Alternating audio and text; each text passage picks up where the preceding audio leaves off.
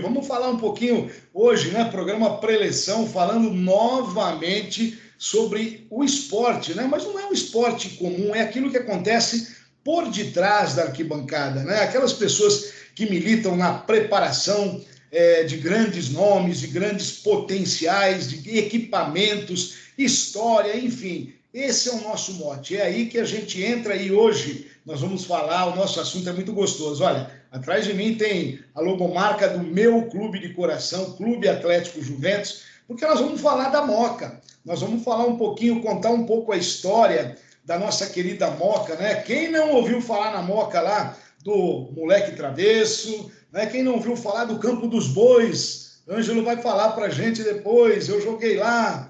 Quem não ouviu falar da escuderia Pepe Legal, hein? Olha só a nossa Moca, Irmãos Índios, como tem história aqueles irmãos, hein?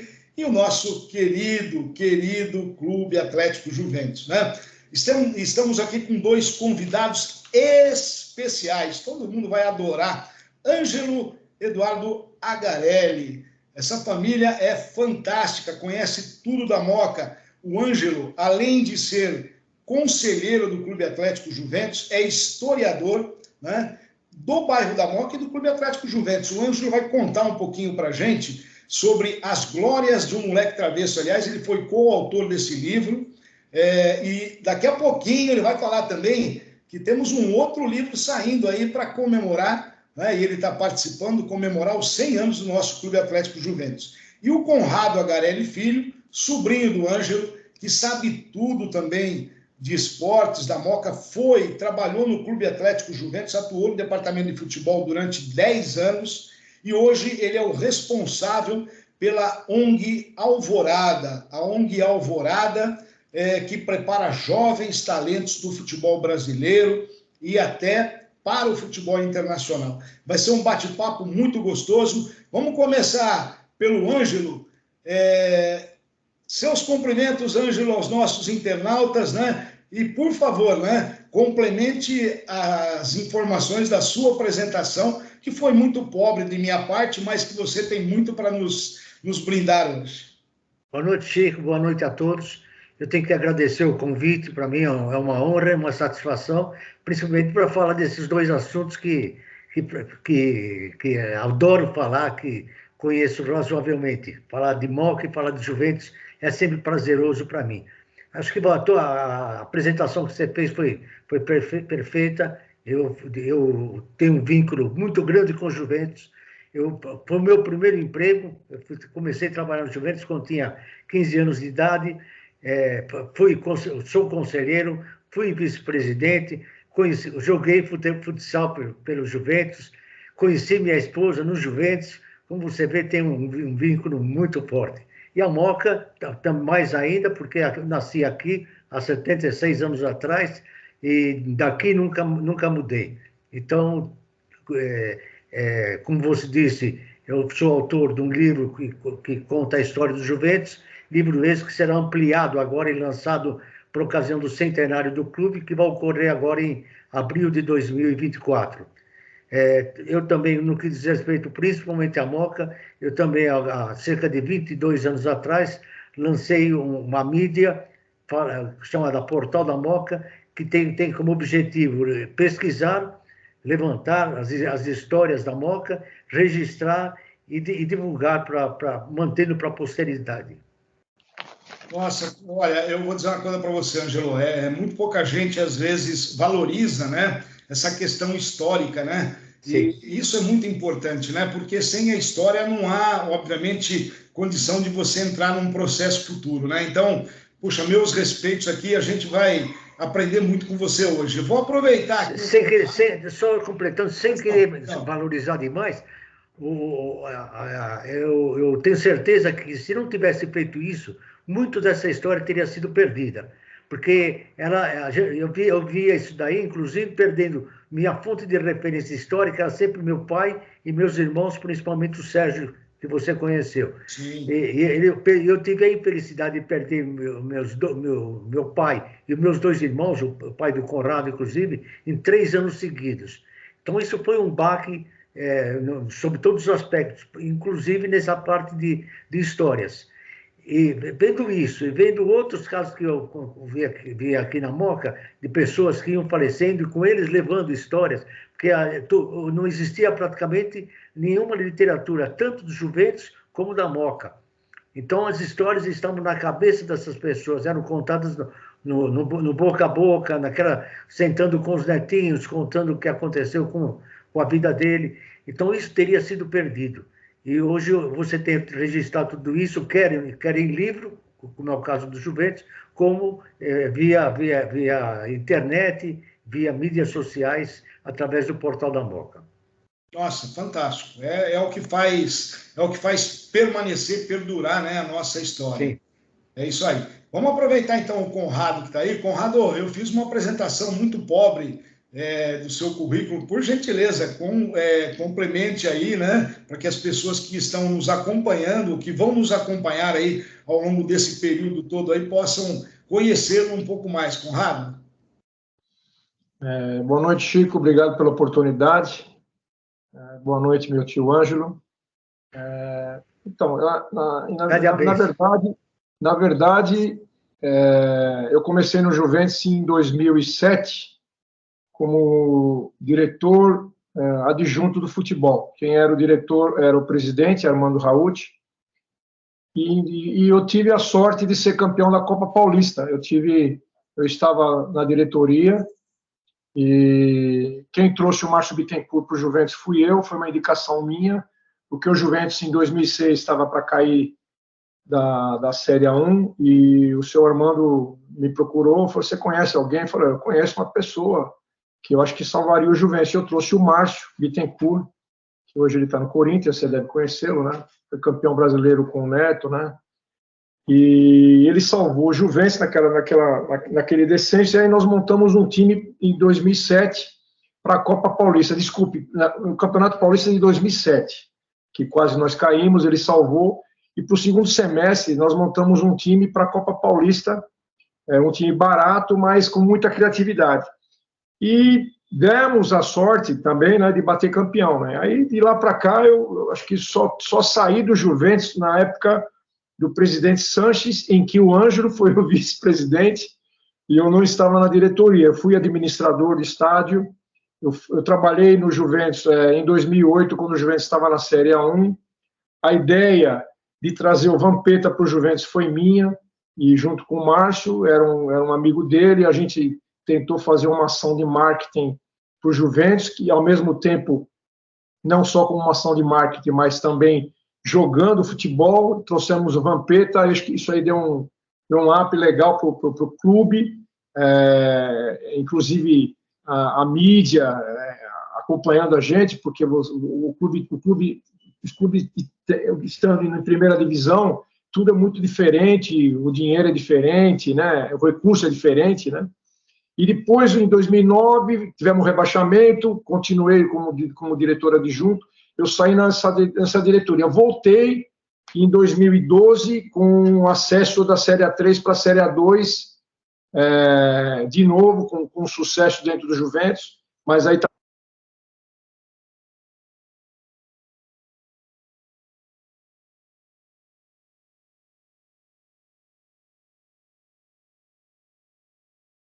Cortou o som também. Não estou te ouvindo. Opa, vamos lá. Caiu a Agora conexão. Sim. Isso. Capacidade. O Sérgio. Oi? Vamos lá, então. O Conrado aqui deu um pequeno delay aí, né? Ficou sem a sua conexão. Mas podemos continuar, então. Vamos lá. E aí eu voltei com o presidente Antônio Ruiz, ele me convidou para... Ângelo, acho que é a internet, né? Deve estar com algum problema ali, a internet do nosso querido Conrado. Eu vou aproveitar aqui, enquanto ele restabelece ali, e já jogar a bola para você um pouco, Ângelo. Vamos falar um pouquinho, enquanto o Conrado restabelece, da questão da Moca mesmo, né? Do histórico da Moca.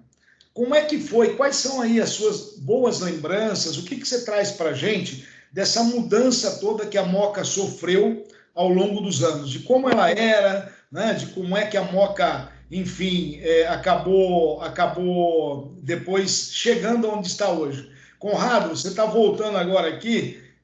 Você deve estar com alguma questão aí na sua internet, né? Eu posso complementar? Pode. Enquanto isso, o Ângelo vai pensando na minha pergunta, viu, Ângelo? Deixa eu só falar uma coisa. Esse problema a gente não tem na Moca. Isso não ocorre na Moca, esses leis. Isso é só Zona Sul. Então, vai complementando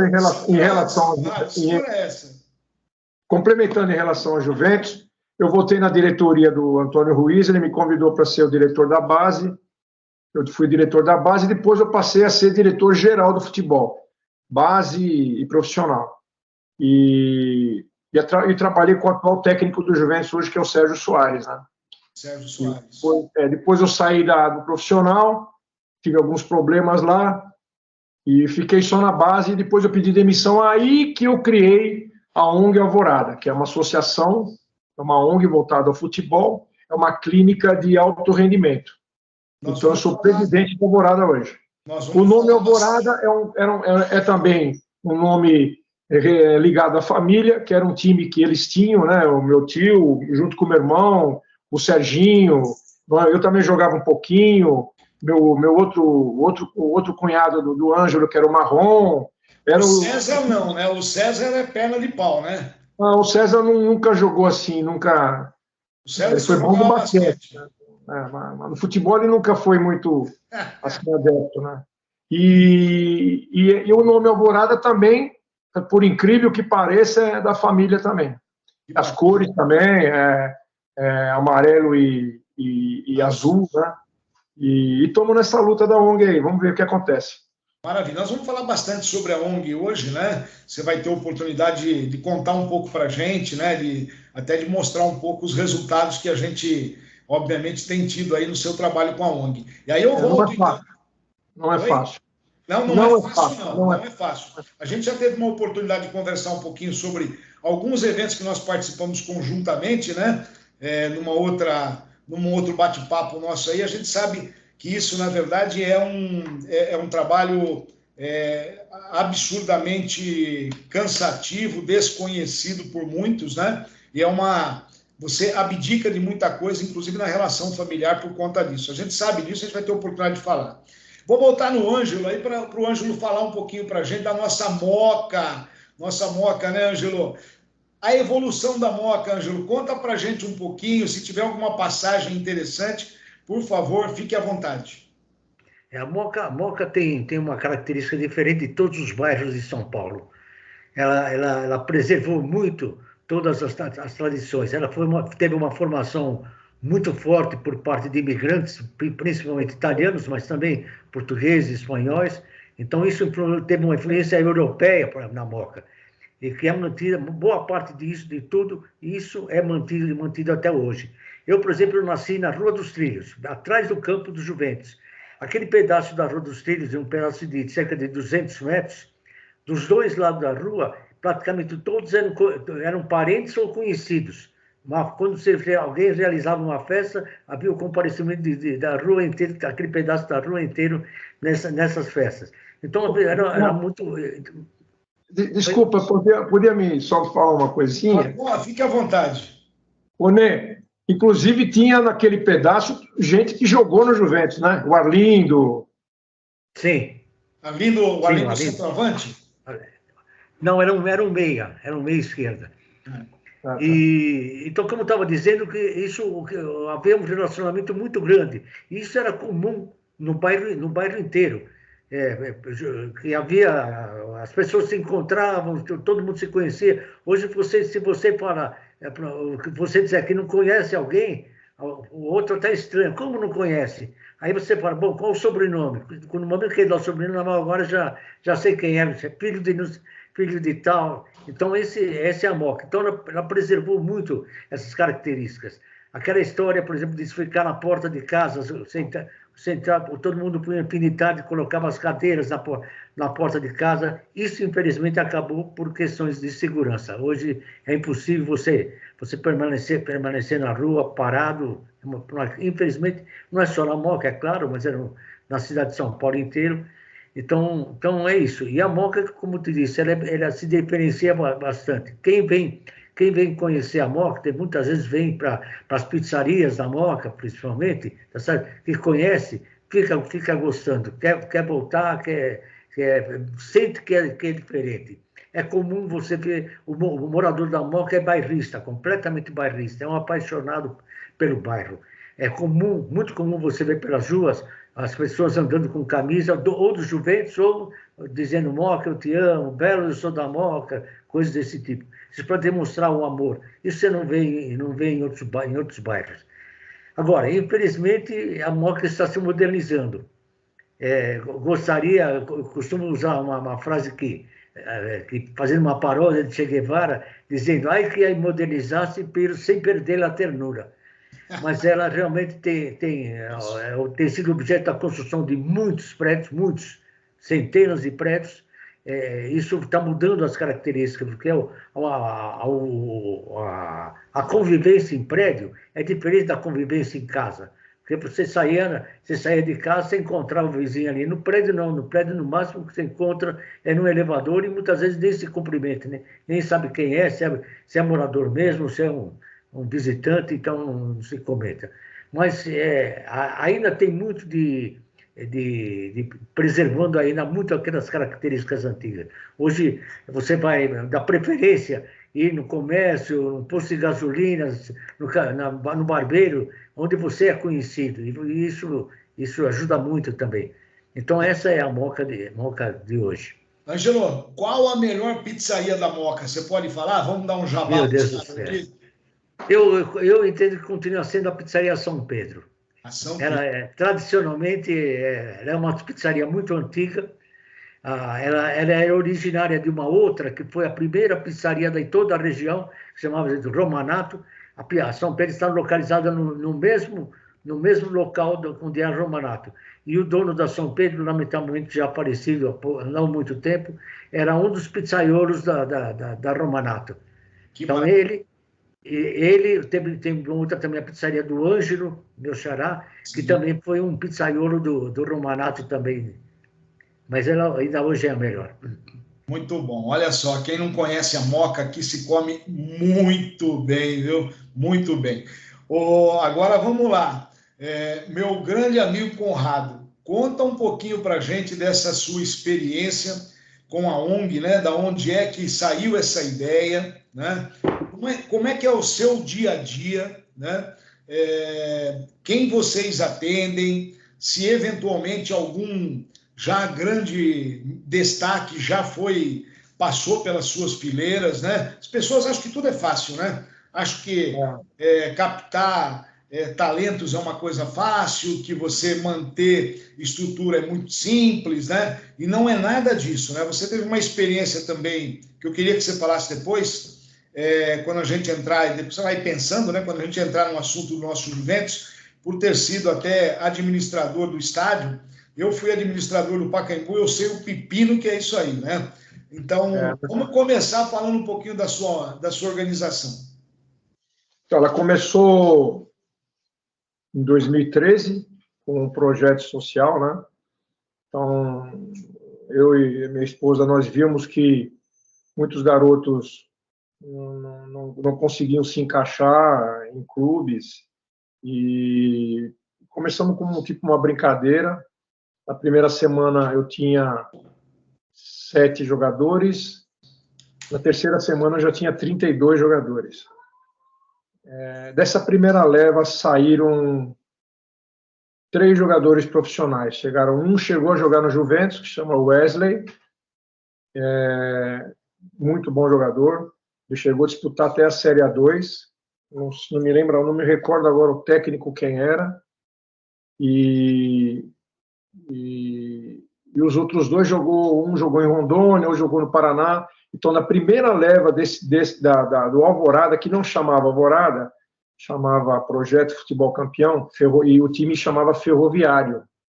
Era uma equipe de várzea da Moca em que meu pai e meu tio Sérgio jogaram. Não era um time assim muito famoso, né? Pelo que eu entendo. Os mais famosos aí é o Ápia, Oliveira, o Danúbio, esses times mais tradicionais aí, né? O Parque, né? Claro.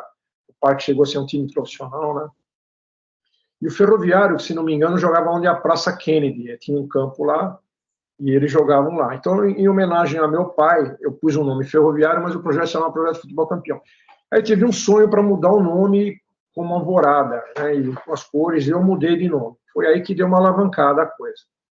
Na segunda leva, que a gente fala em gerações, eu tive o Ricardo Bambu, que hoje é profissional, jogou no Juventus também. Eu encaixei ele no Juventus, né? Hoje ele está no SCA Brasil.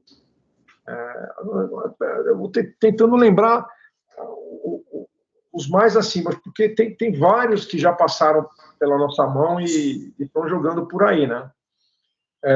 O Eduardo, que jogou no Juventus também, começou na base do Juventus, foi trazido por um parceiro meu, chamava Carlos. Ele tinha uma escolinha do São Paulo no campo do Parque da Moca, né? Lá em cima do lado do Juventus.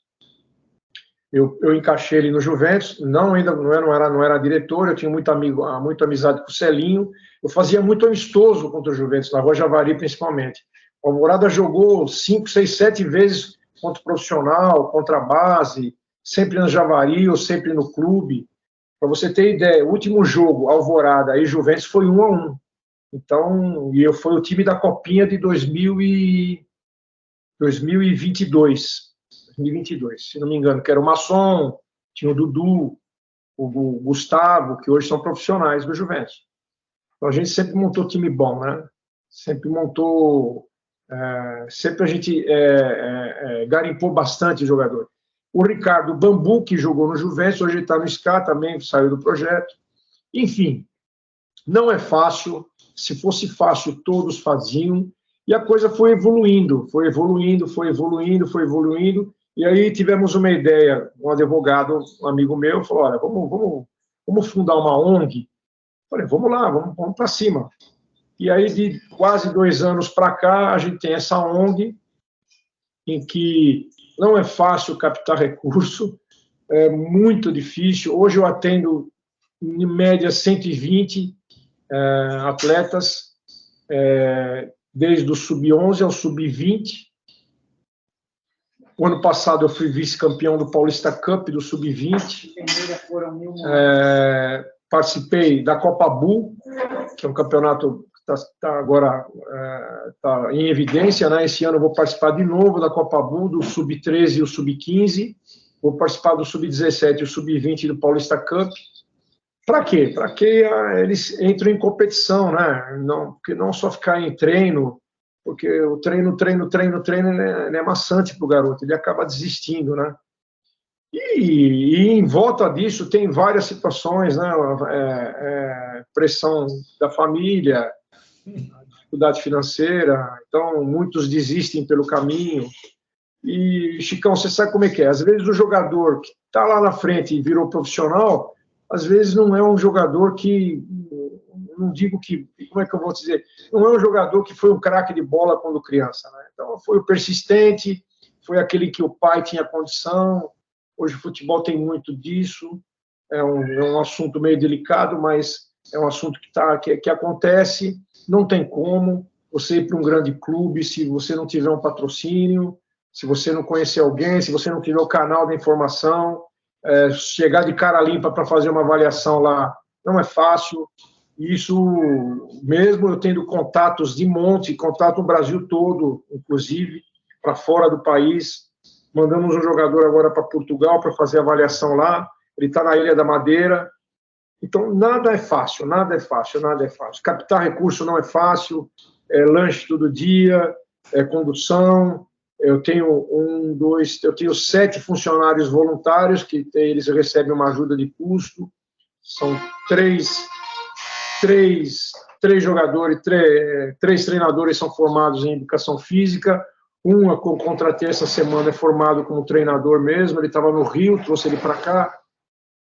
Então é um sonho, né? Uma vida que não é muito maçante, é sacrificante, mas assim, eu tenho esse know-how de clube, então o garoto chega lá, ele tem a roupa dele, toda a rouparia dobrada,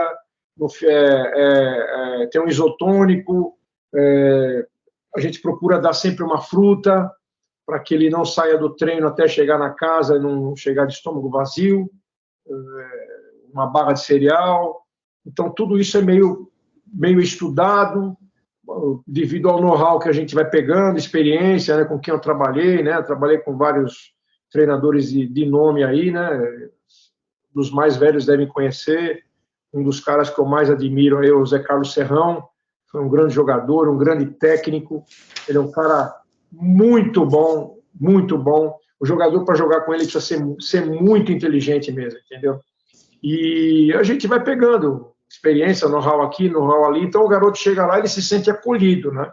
Pô, tem rouparia, roupa limpa, todo dia tem a roupa limpa, ele não precisa, ele só vem com a chuteirinha dele. Os treinos são de alto rendimento mesmo, os treinos são estudados, existe uma programação mensal, semanal de treino, né? Só quando chove, aí dá uma quebrada, porque o campo, hoje o campo que eu estou lá no Tatuapé é terra e grama, então quando chove bastante não dá para usar o campo, aí dá uma furada na programação, mas a gente procura sempre seguir a programação. Vamos fazer o seguinte, olha, eu vou pedir para o Ângelo responder aquela nossa questão, né, Ângelo, que a gente fez anteriormente, mas eu queria depois voltar nesse assunto. Não, Chicão, não foi cortado nada da minha resposta, né? Não, tá perfeito, tá perfeito.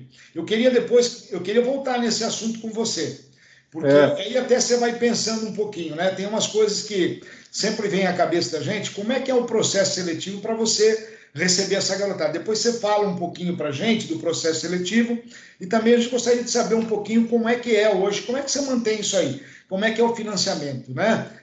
Então, vai pensando aí na resposta, enquanto o Ângelo conta um pouquinho para a gente, Ângelo, essa história da Moca, e a gente vai chegar no Juventus, mas tem toda uma questão aí do esporte na Moca que passa pelo Parque da Moca, pelos Irmãos Índios, né?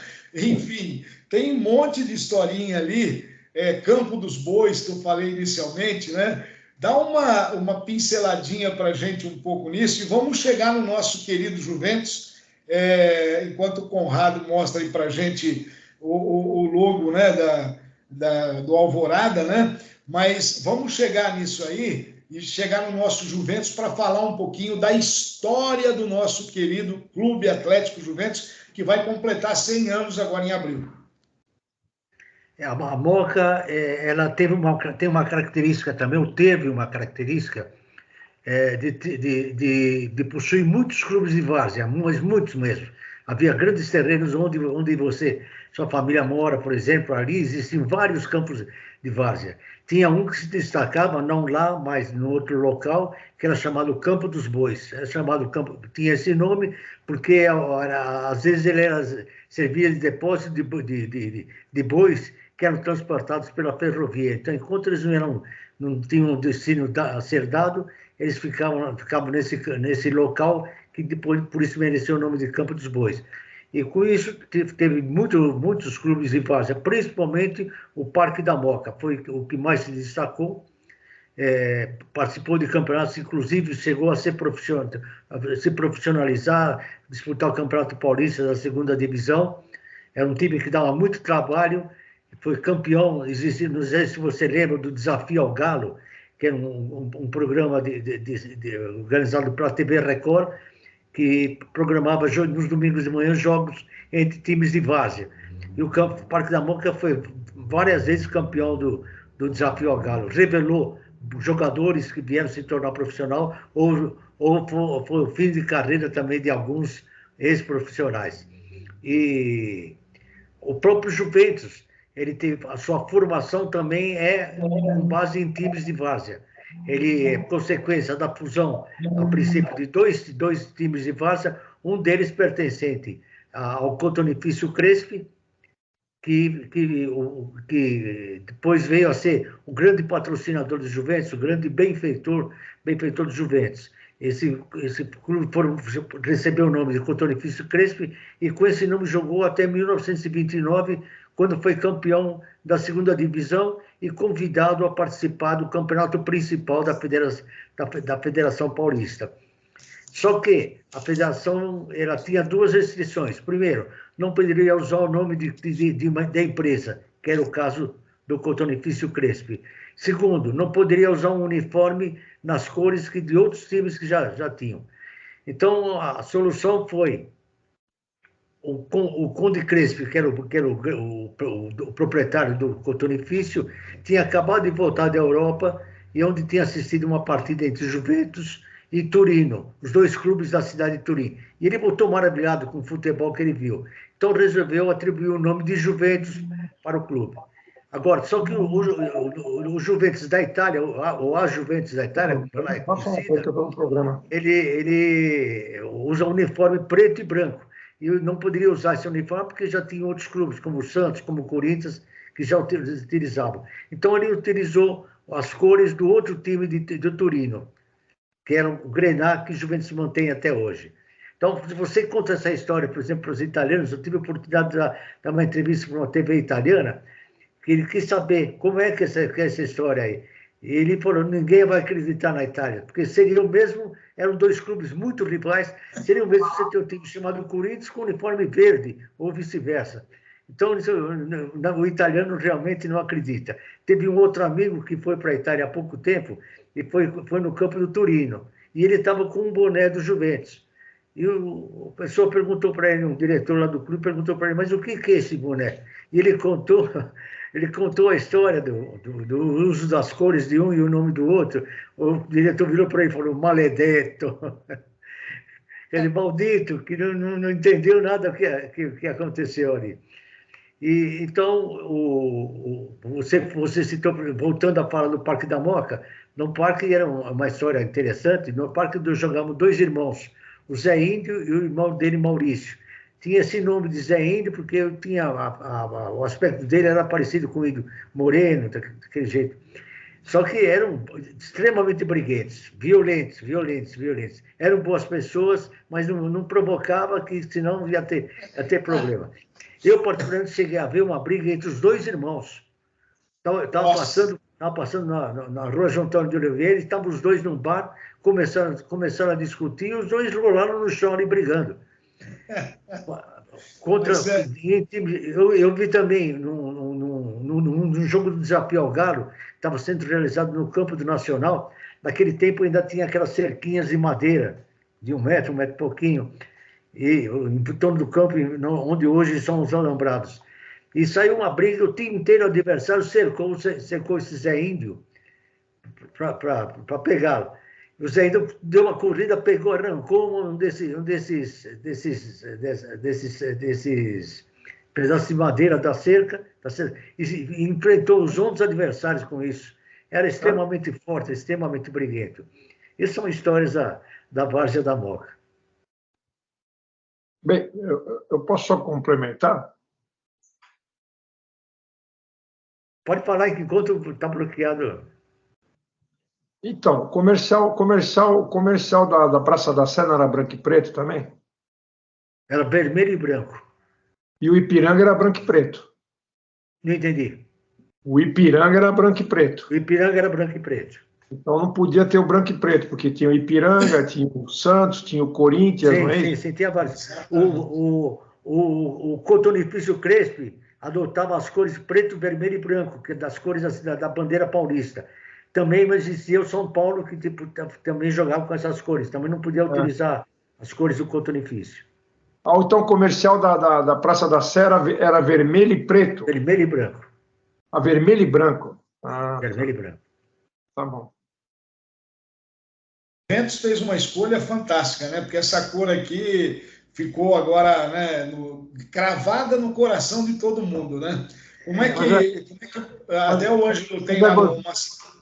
Mas é gozado assim. Eu me lembro quando eu ia na rua, eu me lembro quando eu era pequeno, ia ver o jogo do Juventus, que meu pai me levava, que aliás eu frequento o jogo do Juventus desde os meus 7 anos de idade. Mas eu mais me emocionava, não, o Grenat é lindo, claro, o Grenat mas quando o Juventus entrava de branco. É lindo. Nossa, também. Lindo demais. É lindo. Branco a camisa branca, calção branco e meia Grenat. Eu ficava assim, falei, como é lindo isso aqui. É muito bonito, né? Os detalhes Grenats é lindo. Só voltando aos times de várzea, voltando aos times de várzea, que eu esqueci esse detalhe, na época, isso na década de 20, 30, 40, até na década de 70 prevalecia, a Moca chegou a ter mais de 100 times de várzea. Era um número extremamente significativo. E eram campos espalhados por todos os lugares. Não tem um espaçozinho, um pouquinho, que daria para fazer um campo, era utilizado para isso. Naturalmente de terra, né? Aquele terrão, como era tradicional na várzea. Era muito gostoso, né? Eu tive a oportunidade, quando garoto, vindo do interior, eu contei um pouquinho pro Ângelo, né? A minha passagem no Juventus ali, até que acabei indo jogar basquete, mas a minha origem era o futebol. E eu lembro que eu fui jogar no Juventus no futebol um pouquinho só, e depois do basquete.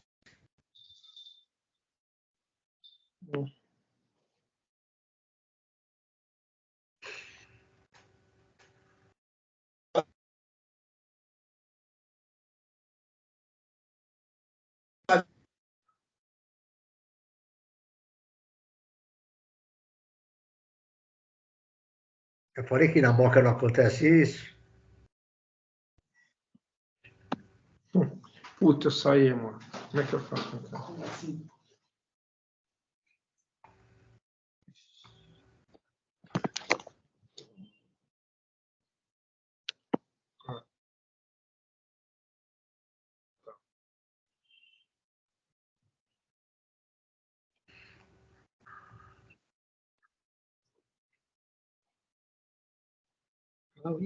Oi? Tá ouvindo bem a gente aí, Conrado? Tá, né? Agora estou ouvindo. Eu vou repetir, na Moca não acontece isso. Na Moca não acontece. É verdade, é verdade. É que eu não paguei a internet. Ângelo, vamos trazer para a Moca de novo, Ângelo. Ou então para gravar com você aí, né? Porque senão vai complicar, né? Eu ofereço a minha residência para isso. Tá vendo, Conrado? Não precisava passar por isso, hein? Mas olha só, Conrado, conta para a gente um pouquinho lá na sua organização, como é que é feito o processo seletivo, né? Você falou que tem hoje cerca de 120 jovens lá. E como é que é o financiamento disso, cara? Porque isso tem custo, é uma coisa brava, né? Não é fácil, não, né? Você conseguir recurso, mesmo que seja hoje com um recurso incentivado, eles nunca são suficientes, né, para aquilo que a gente, obviamente, tem de custo. Fala um pouquinho para a gente, por favor. Então, a gente, todo começo de ano, a gente organiza a avaliação, a peneira, né? Sempre chamando no Instagram. Hoje, no nosso Instagram tem quase 13 mil seguidores, Alvorada Oficial. E, através do Instagram, a gente se impulsiona, né? Em janeiro, chegaram 500 pretendentes a participar do Alvorada, né? Dos 500, nós selecionamos aí 27 jogadores. Então, é muito difícil, né? E ainda desses 27, não é uma safra muito boa, não estamos encontrando, existe a dificuldade, não sei porquê, condução, distância. Hoje o garoto está muito no celular, hoje tem muita escolinha, não é que eu não sou a favor, nem contra, mas a escolinha não ensina, né?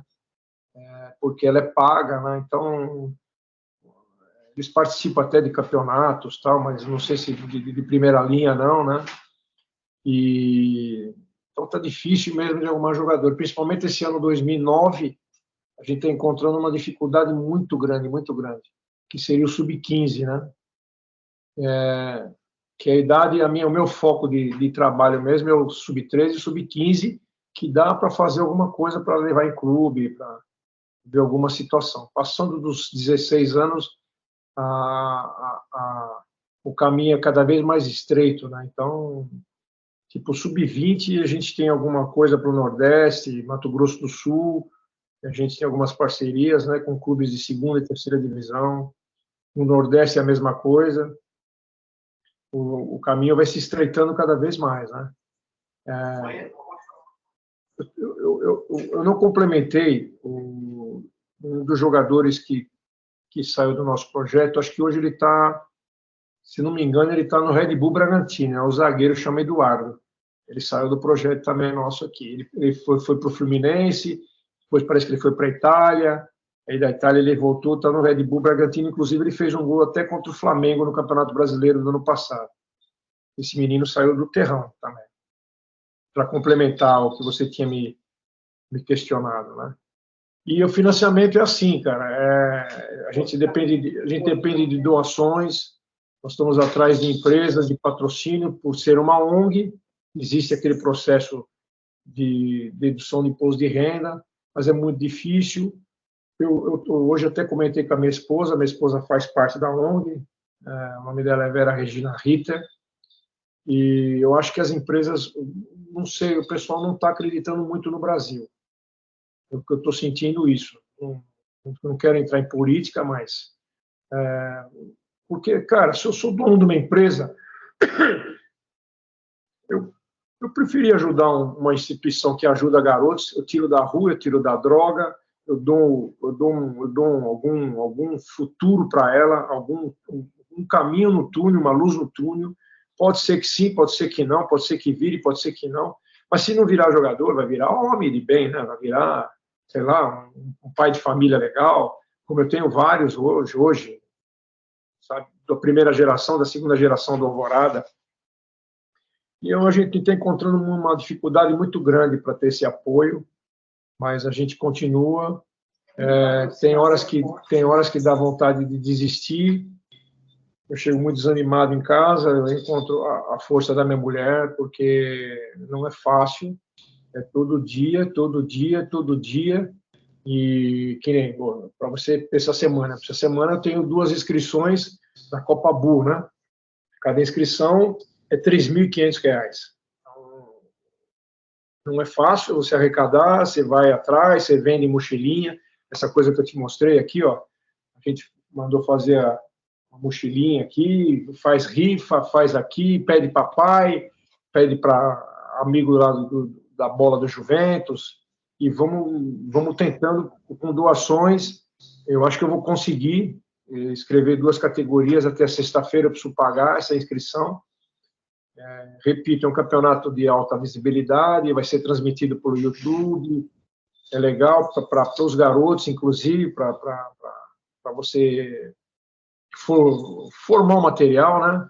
Porque hoje, se você não tiver um material de vídeo, você não consegue encaixar em lugar nenhum. Não adianta você falar, eu tenho um bom jogador, eu tenho um mini craque, o cara quer ver o vídeo. Os clubes também querem o garoto pronto, né? Não querem trabalhar muito assim com a base, com a formação, com fundamento, passe, cruzamento, posicionamento corporal. É muito difícil isso, muito difícil. Eu trabalhei no Juventus, eu trabalhei com 2 treinadores, que é o Marcel e o Luizão, eles têm esse ênfase. Então, a gente, em primeiro lugar, a gente forma jogador. Em segundo lugar, a gente tenta ganhar campeonato, né? Então, assim, coisas que você não vê time grande de base.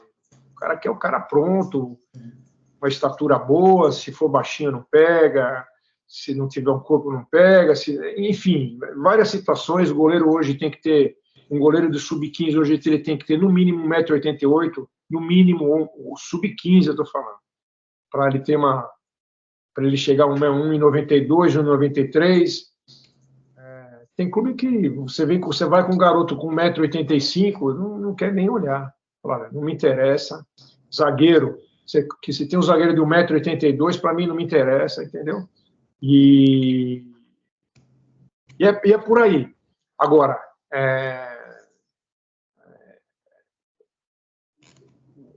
a gente está tentando atrás de um patrocínio grande, quase que fechamos em um patrocínio, uma multinacional, mas parece que não deu certo. Seria a nossa salvação. Não parece que não vai dar certo mesmo. Enfim. Mas Conrado, eu acho que é assim, né? Esse é um problema histórico do esporte brasileiro, e principalmente se aflora cada vez mais, né? Infelizmente, os órgãos públicos também, que deveriam dar muita atenção para esse tipo de ação, mesmo as legislações que se estabelecem, né? Você está citando aí a contribuição, né, empresarial com 1% de bonificação no imposto de renda, mas para a empresa, para ela poder depois usufruir disso, é uma coisa absolutamente complexa. Por isso que muitas vezes a própria empresa fala, olha, eu dou para você mesmo fora desse processo. E você, melhor do que eu, sabe que prestar contas disso, para vocês também é um grande pepino, né? É uma mão de obra absurda. Então, assim, nada se faz para facilitar. A gente entende perfeitamente essa questão. Infelizmente, é a regra que está posta no nosso esporte, no futebol brasileiro como um todo, né? E cada vez mais a gente vai encontrando mais dificuldades. Eu vejo agora, por exemplo, a Portuguesa, né? A Portuguesa, ela volta lá e para manter a equipe enfim, disputando o profissional, ela precisa ter obrigatoriamente os juniores. Mas dali para baixo ela não tem nada mais. Então, como é que você vai formar? Conta para mim. Uma instituição que não vai formar nunca mais, né? É o que você está acabando de falar. Então, essa é a grande dificuldade, né? A gente entende tudo isso. Eu acho que é um pecado, né? Um pecado, e cada vez mais o prognóstico de resultado até do futebol brasileiro vai diminuindo por conta dessas dificuldades todas que a gente encontra, né, Conrado? Esse exemplo que você deu é corretíssimo. Você pega alguns jogadores que hoje estão disputando a Série A2 do Juventus Campeonato Paulista. O Masson é do Sub-15 do Juventus. Então, ele veio formado. O Gustavo, lateral esquerdo, que não está jogando, mas veio do Sub-15 do Juventus. O Arthur, hoje, que foi profissionalizado, ele veio do Sub-17 do Juventus. Então, ele veio formado do Juventus, né? Você só ter o Sub-20, você não forma ninguém. Não forma. É muito difícil, é muito difícil. Então, eu vi o presidente Castanheiras, uma entrevista dele, que ele optou por essa forma, né? Só ter o Sub-20 e o profissional para eliminar custo, né? Mas ele não vai formar ninguém ali, porque só o Sub-20 é muito difícil. Não tem jeito. Mas é isso mesmo. Infelizmente, vamos brigando, né? Vamos brigando e tentando mudar esse estado de coisa. Ângelo? A minha ênfase no Alvorada hoje é o Sub-13 e o Sub-15, né? A gente dá muita assistência, é onde a gente tem o foco mesmo, é onde a idade que ainda dá para a gente tentar trabalhar alguma coisa, né? É verdade. Bom, Ângelo, nós estamos aqui já estourando aquele tempo nosso, mas o papo está muito bom e eu quero te ouvir, Ângelo. Eu quero te ouvir, eu preciso ouvir você falar do nosso Juventus, né? A gente voltou aí, entrou nesse assunto do Juventus, depois o Conrado também, que teve uma passagem, vamos mudar um pouquinho a página para o nosso querido Clube Atlético Juventus, né? O Juventus que eu falava agora em termos de clube, nós brincávamos no início lá, o Ângelo, teve lá cerca de 120 mil associados, né? E hoje vive uma situação, o clube, né? Uma situação muito difícil, né? Enfim, me conta um pouquinho, Ângelo, essa história do Juventus, né? O momento mais forte do clube e do futebol, né? Existem histórias maravilhosas do Juventus. Se fala muito do gol do Pelé que ninguém viu. Eu não sei se você tem algum dado. Ele falava, né, que era o gol mais bonito da vida dele. Conta um pouquinho algumas passagens, alguma coisa que a gente consiga saborear ainda mais o seu conhecimento histórico aí. Vamos lá. Eu falo até com constrangimento, porque eu estive presente nesse jogo. Isso porque todo mundo, como se fala, teve 300 mil pessoas que estiveram no campo do Juventus, na Rua Javari, nesse jogo.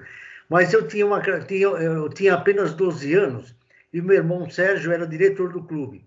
Então, eu não perdia jogo do Juventus de jeito nenhum, tanto aqui em São Paulo como no interior. Acompanhava o time pelo interior. E esse jogo eu assisti do reservado de diretoria. Você lembra da Javari, tem o reservado de diretoria que fica no alto da arquibancada. Quer dizer, dali você tem uma visão muito ampla do campo. Muita gente não viu o gol porque estava superlotado mesmo o estádio. Para você ter uma ideia, hoje a capacidade oficial é de 4.500 pessoas, permitido pela federação. Nesse jogo tinha pelo menos 14 mil pessoas que pagaram comprovadamente que pagaram ingressos. Quer dizer, aquilo estava superlotado. Então foi um momento realmente mágico. Foi realmente, ele mesmo, o Pelé mesmo reconhece como tendo sido o gol mais bonito dele.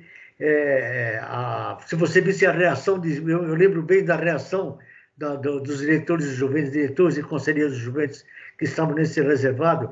Quando aconteceu o gol, um olhou para o outro, ninguém nem falava nada. Um olhou para o outro, como perguntando, aconteceu mesmo? É verdade isso que aconteceu? Aí todo mundo, o estádio inteiro em pé, aplaudindo esse gol. Você lembra como foi o gol? Você lembra como foi o gol? Lembro perfeitamente. Descreve para a gente, porque muita gente conta, né? Fala uma história ou outra.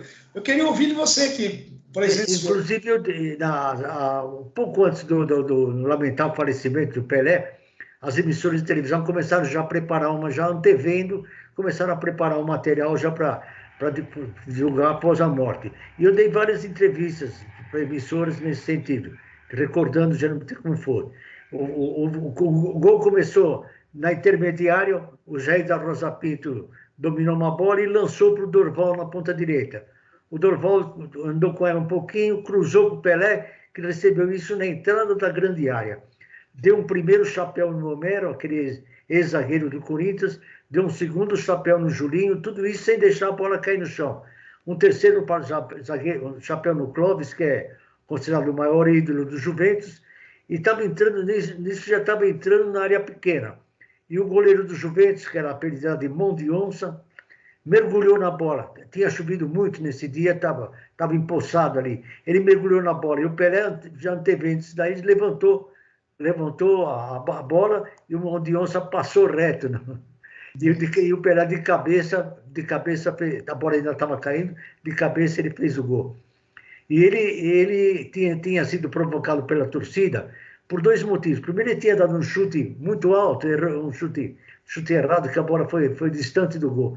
E o segundo, que ele tinha quebrado um zagueiro do Juventus, o Pando, e nessa época não permitia substituição. Então o Juventus estava jogando com um jogador a menos. O Pando foi hospitalizado, teve que ser operado, e a torcida estava provocando o Pelé. E o Lima, que hoje, na época, nesse ano, jogava pelo Juventus, depois ele foi para o Santos, o Lima Coringa, me contou, falou, olha, eu até comentei com o pessoal, é melhor a torcida não provocar, que o negão vai ficar bravo. E foi o que aconteceu. E ele acabou de fazer esse gol e foi em direção à torcida, soltando um monte de palavrões, apontando o dedo, tá vendo? Foi um fato marcante. Se isso fosse hoje, ia dar um problema seríssimo, né? Não pode mais comemorar hoje, né? Enfim. Sim. Mas enquanto você... Hoje não se pode mais usar. Não pode. Enquanto você contava aí, eu fiquei imaginando aqui, fui fazendo um exercício, olha, sinceramente me arrepiou aqui, de fazer, o imaginário tocou, foi muito legal, muito bacana. Foi muito bacana isso daí. Você tem alguma outra passagem, Sérgio, que você... O Ângelo, que eu falo, Sérgio, pelo amor de Deus, né? Sérgio, Ângelo, que eu estava olhando fixamente para você agora aqui na imagem e lembrando do seu irmão, né? Que eu convivi muito tempo ali com ele. Então, acabou me vindo à mente. Acho que ele está conosco aí, né? Acompanhando. Com certeza. Com certeza. Mas você tem alguma outra passagem, alguma outra lembrança que você gostaria de trazer para a gente, para o nosso internato? Eu tive muitas boas lembranças do Juventus. O Juventino, o importante para ele é um torcedor fanático, mas para ele o mais importante é estar lá. Estar lá torcendo. Mais do que a vitória. Se conseguir a vitória, ótimo, ficar feliz. Se não conseguir a vitória, não é isso que vai destruir a simpatia, o amor pelo Juventus. Então, eu tive muitos bons momentos de Juventus. Agora, o que eu reputo como um jogo mais marcante, mais emocionante, foi uma final da Copa Paulista diante do Linense. O Juventus e o Linense disputavam a final. A primeira partida foi em Linz e o Juventus venceu por 2-1. E como tinha feito a melhor campanha do campeonato todo, ele levava vantagem do empate. Mesmo podia perder até por um gol, que ficaria empatado com o Linense, mas mesmo assim ele seria campeão. E a segunda partida foi na Rua Javari. O Juventus abriu a contagem, até eu lembro bem que eu comentei com o filho do Sérgio. Acabou aí o jogo. Ele falou para mim, calma, tal. Aí o Linense empatou, fez um segundo gol no finalzinho do jogo, um gol de pênalti, e fez um terceiro gol já nos acréscimos, já aos 46 minutos. 43. 43, aos 43, certo. Fez o terceiro gol já no... Com isso, o Linense já estaria campeão. A torcida do Linense que estava presente lá, já comemorando, já gritando, é campeão e tal. E o Juventus foi para cima. E aí já na prorroga, nos acréscimos, teve um bombardeio na área, bombardeio que é famoso nesse tipo de jogo, tá certo? Bola bate na trave, volta, bate no outro jogador e tal. E o lateral esquerdo do Juventus conseguiu dar um chute e conseguiu bater. A bola parece-me que ainda tocou no adversário e entrou. Então, isso foi o Juventus perdeu de 3-2, mas conquistou o campeonato. A torcida toda se abraçando, gente chorando, foi realmente bastante emocionante. Então, esse para mim foi um outro momento marcante no Juventus. Mas teve muitos. É uma delícia, né? O Conrado, você na sua passagem pelo Juventus, como naqueles 10 anos que você ficou, qual o momento que mais te marcou no Juventus? O que foi que talvez tenha, que vem muito fácil à sua memória, que traz uma boa lembrança? Tem algo que seja muito diferenciado, muito marcante? Assim, marcante foi assim, quando eu fui do profissional, eu não tenho muito o que falar, não, porque nós passamos dificuldade, foi na época da Covid, né? Então a situação financeira do Juventus era muito delicada, né? Nós tentamos montar um time para tentar subir, é claro, mas não deu liga. Na base, eu tive um grande resultado em que nós ganhamos do Curitiba. O Curitiba era na fase de... Acho que foi na segunda ou terceira fase da Copa São Paulo de 2020 ou 21, não me lembro. O Curitiba era o atual campeão da Copa do Brasil, né? E nós fizemos uma partida glamourosa. O Masson e o Derek jogaram muito nessa partida. Foi muito legal, foi muito salutar. Mas eu me lembro uma vez, porque eu era torcedor do Juventus, eu ia com meu pai, nós ficávamos no alambrado, embaixo da arquibancada coberta, né? Juventus e Corinthians, 32 mil pessoas, eu estou até arrepiado de falar. Virou 2-0 para o Corinthians, meu pai falou, vamos embora. Meu pai ficava nervoso demais, né? Pai, vamos ficar, pai. Não, eu quero ir embora, vamos embora. Eu falei, não, vamos ficar, pai. Ele querendo ir embora, né? Conclusão, o Chicão, o Juventus virou 3-2. Acho que não sei se o Ataliba fez 2 ou fez os 3 gols. Quer dizer, nós viramos 3-2 em cima do Corinthians, com 32 mil pessoas torcendo contra o Juventus. Para mim foi uma delícia aquilo lá. Foi um negócio assim que eu nunca mais esqueço na minha vida. Né? Então, é aquela coisa que meu tio falou, torcer para o Juventus é estar lá. E em algumas fases, ele vai dar risada, no campeonato do Paulistinha, eu não estava lá porque minha mãe não me deixou ir. Foi toda a minha família, mas eu não fui, porque eu era briguento. Se aprontou, né? Eu era briguento. Essa é a grande mágoa dele. Para você ter ideia, fizeram uma homenagem para o meu tio Sérgio, né, Ângelo? Foi para o meu tio, né?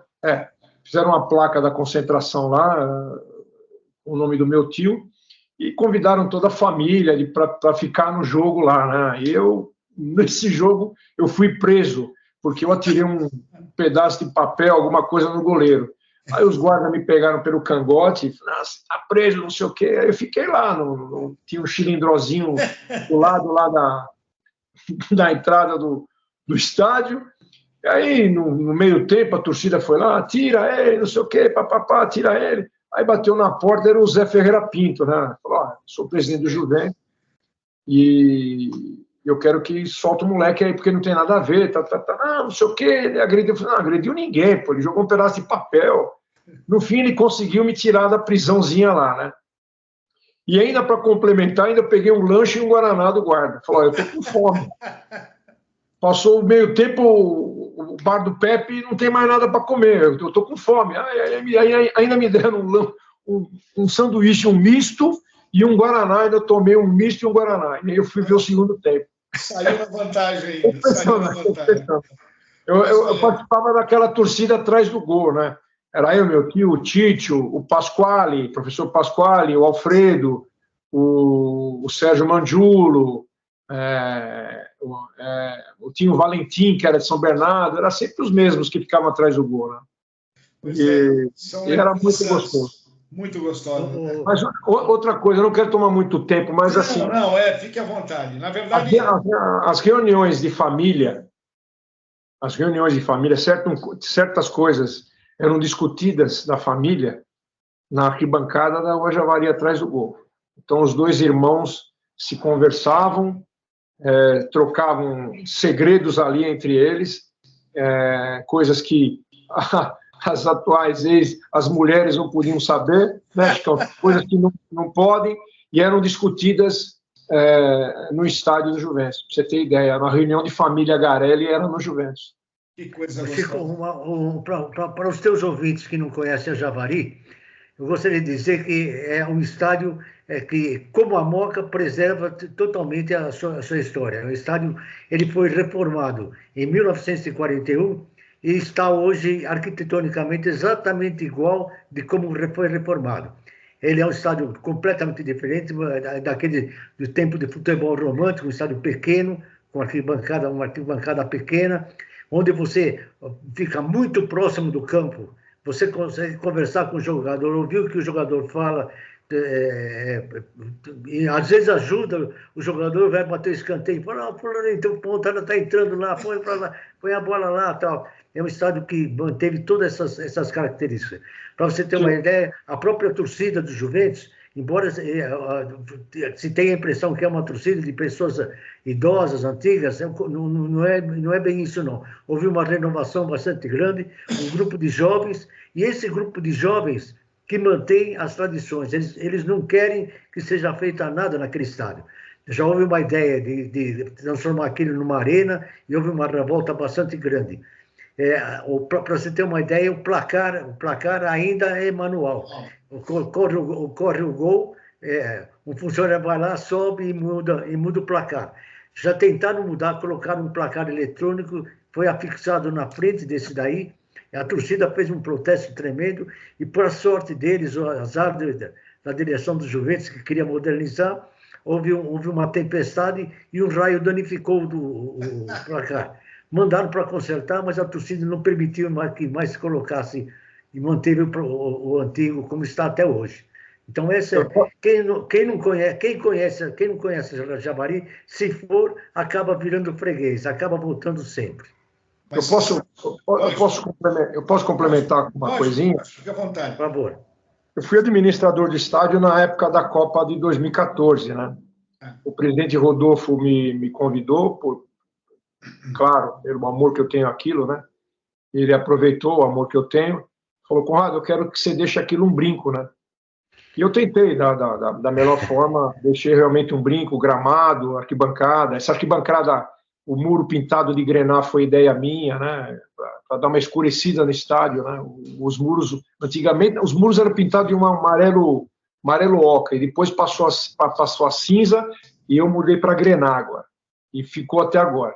E não é isso que eu quero falar. Então, eu fiz algumas placas e eu pus na arquibancada. Então, homenagem ao Sérgio Mangiulo, e eu puxei um pouco a sardinha para o meu lado da minha família. Então, eu tinha um tio chamado Antônio, que ele ficava no cantinho, numa arquibancada lá, você sabe, né, Chico? No cantinho tem 3 degraus.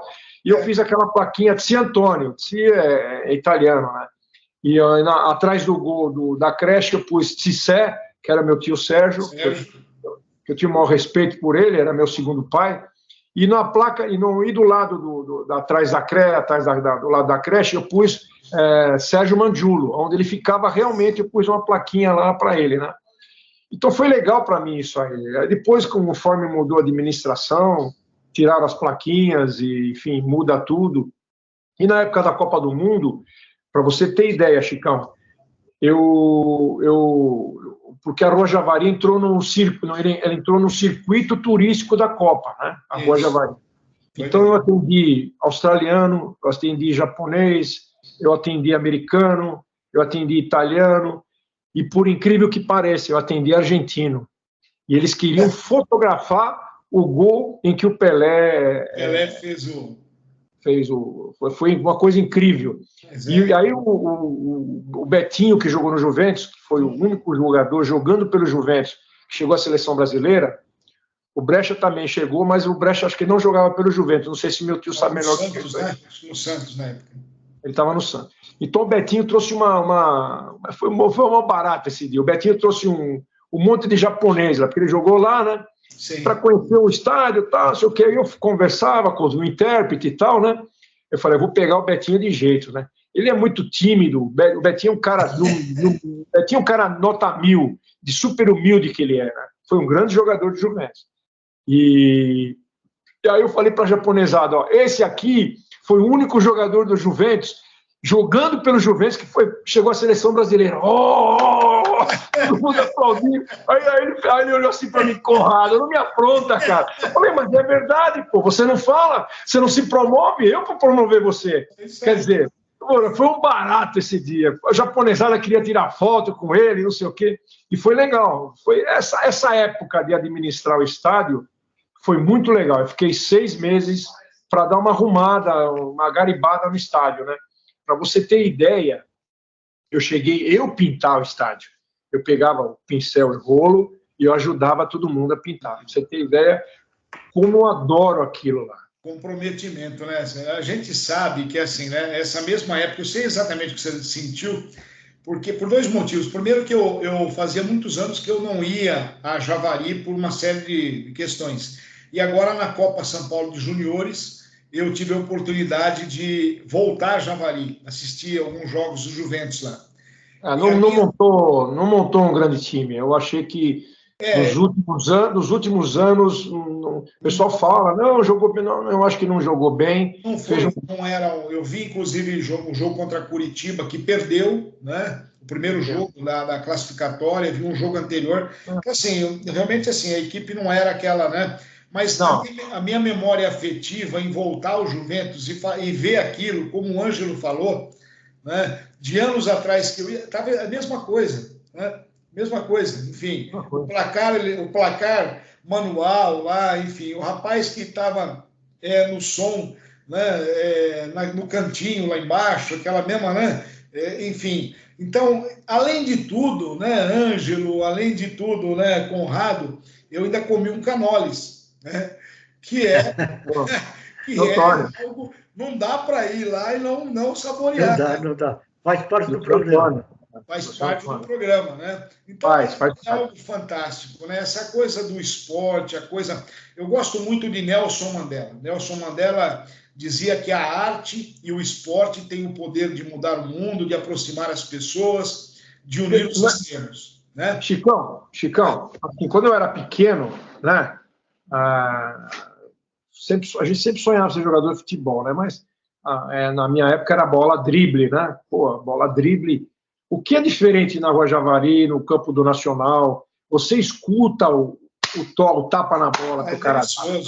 Você está no Pacaembu, você não escuta. Você está no Morumbi, você não consegue escutar. Na Javari você escuta a batida na bola, sabe? O cara, não sei o quê. É isso que é legal, levar um menino de 5, 6, 7, 8 anos de idade para ele ver o que é o futebol.